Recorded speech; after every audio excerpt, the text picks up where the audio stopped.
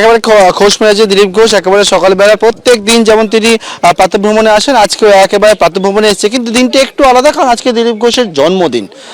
কালকের বিয়ে, আজকের জন্মদিন, জোড়া শুভেচ্ছা আপনাকে। পরে লক্ষ্য কি? লক্ষ্য তো চলছে, দুটো কাজ একসঙ্গে হয়ে গেল, সময় কম লাগলো। আজ থেকে আবার পার্টির কার্যক্রমের মধ্যেই কর্মসূচির মধ্যেই যুক্ত হয়ে যাব। আজকে আমার কর্মক্ষেত্রে চলে যাব মেদিনীপুর খড়গপুর, তো সেই জন্য সকালবেলায় জন্মদিন হয়ে গেল, কাল রাত্রেবেলা বিয়ে হয়ে গেছে, এক বেলায় মধ্যে সব মিটে গেল। আজকে দেখতে পাচ্ছি যে একেবারে সংবর্ধনা সকলে ভরিয়ে দিচ্ছে। এরা প্রত্যেক দিন এখানে মর্নিং ওয়াকে আসেন। আজকে আপনারা বলার পরে কেউ কেউ বিশেষ এসে গেছে ফুল টুল নিয়ে, নাহলে আমাদের রোজকার ব্যাপার এটা। তো স্বাভাবিক জন্মদিনে সবাই আনন্দে থাকে, সবাই শুভেচ্ছা আশীর্বাদ দিচ্ছেন। দেখতে পাচ্ছি বছর ঘুরলেই হচ্ছে নির্বাচন রয়েছে, এবং তার মধ্যে কে রাজ্য সভাপতি হবে একটা দীর্ঘ টানাপোড়েন চলছে।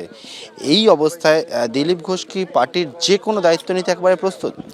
এতদিন তাই করে এসেছি, পার্টি যে দায়িত্ব দিয়েছে। রাজনীতি করা, নেতাগিরি করা আমার তো কোনোদিন ছিল না, জানতামও না, কিন্তু যখন সংঘ সিদ্ধান্ত নিয়েছে আমাকে রাজনীতিতে পাঠাবে, এসেছি, পার্টি যে দায়িত্ব সেটা পালন করেছি, এখন পর্যন্ত তাই করছে। আপনি দুবারের রাজ্য সভাপতি, এবং সেক্ষেত্রে কি মনে করেন জয়টা কিভাবে আসবে? শুধু কি হিন্দু ভোট? দেখুন, পশ্চিমবাংলার লোক যখন পরিবর্তন মনে করবে না, তখন পরিবর্তন হয়ে যাবে, আর সেটা শুরু হয়ে গেছে।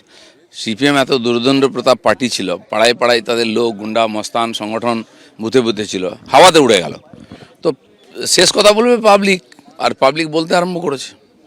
আর একটা বিষয় জানতে চাইবো, সেটা হচ্ছে আপনাকে এতদিন দেখতাম একেবারে রাফ অ্যান্ড টাফ, দিলীপ ঘোষকে দেখতে পাওয়া যাচ্ছে লাঠি খেলতে দেখা যাচ্ছে, গদা নিয়ে ঘুরতে দেখা গেছিলো।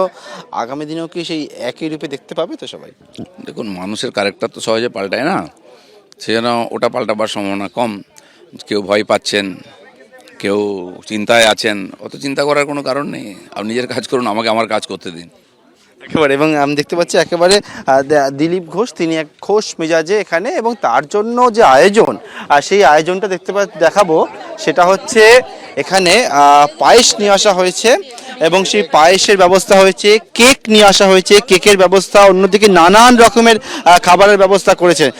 যারা প্রত্যেক দিন প্রাতঃভ্রমণ করতে আসেন তারাই ব্যবস্থা করেছেন। আজকে একেবারে তো বিশেষ আয়োজন।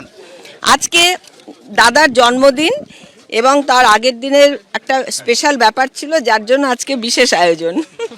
একবারে কি কি আয়োজনে রাখা হয়েছে আজকে? আজকে আয়োজনে আছে, দেখতেই পাচ্ছেন, কেক, পায়েস, আরো অনেক কিছু আছে, মিষ্টি আছে, মিল্ক কেক, মিষ্টি আছে, দই বড়া, অনেক কিছু আছে, আস্তে আস্তে ধীরে ধীরে। আমি দেখতে পাচ্ছি এতে একেবারে ড্রাম নিয়ে পায়েস নিয়ে আসা হয়েছে, দেখতে পাচ্ছি নানান ধরনের খাবার নিয়ে আসা হয়েছে। প্রাতঃভ্রমণের সময় তো এত খাবার দাবার, কেক টেক কোনোদিনও সেভাবে হয় না, কারণ বিশেষ দিন বলে বিশেষ দিন বলে আজকে ওই জন্য, না হলে আমাদের মাঝে মাঝে হয়।